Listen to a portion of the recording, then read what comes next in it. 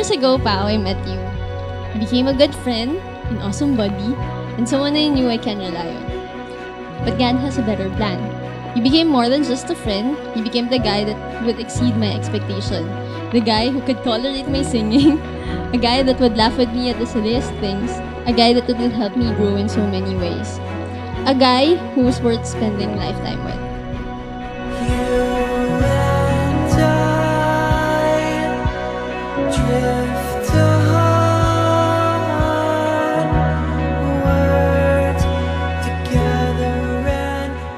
Tulad ng pag-ibig ng Diyos, bibigay ko sa iyo ang pag-ibig na di makasarili.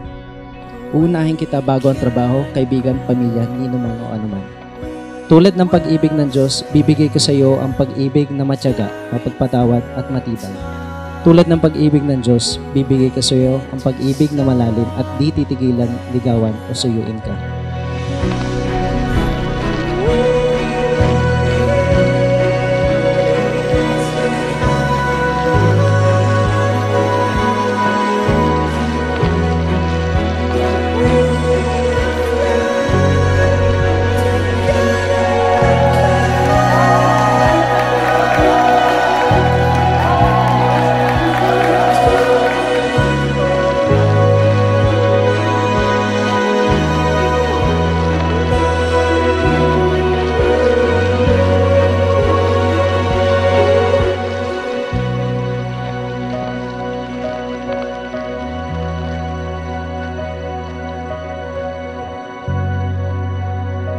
Para sa akin, ang tunay na pag-ibig ay mararanasan, malalaman at matututunan lamang ng isang tao sa pamamagitan ng pagtanggap ng di makasariling pag-ibig ng Diyos.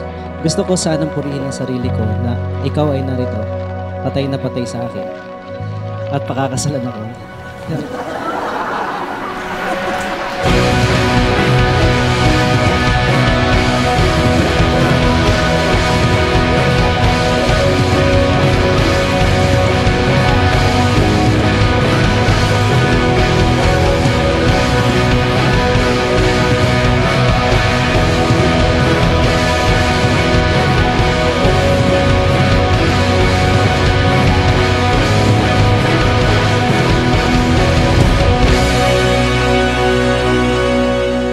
Tulad ng pag-ibig ng Diyos, ang pag-ibig na aking pinapangako sa iyo ay hindi masisira ng kahit anumang kasalanan mo o kagustuhan mo.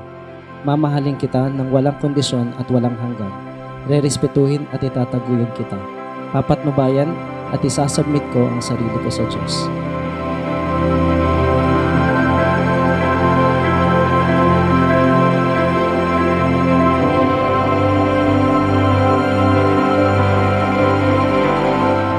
So, Mommy and Daddy, thank you for putting me and my sister's need before your own and show me what true love is.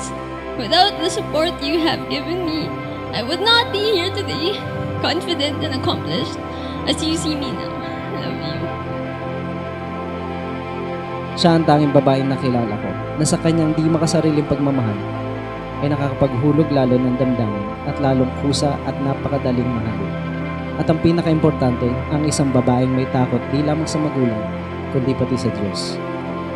I promise to take care of you and hand you a bottle of Yakult every time you have a tummy ache.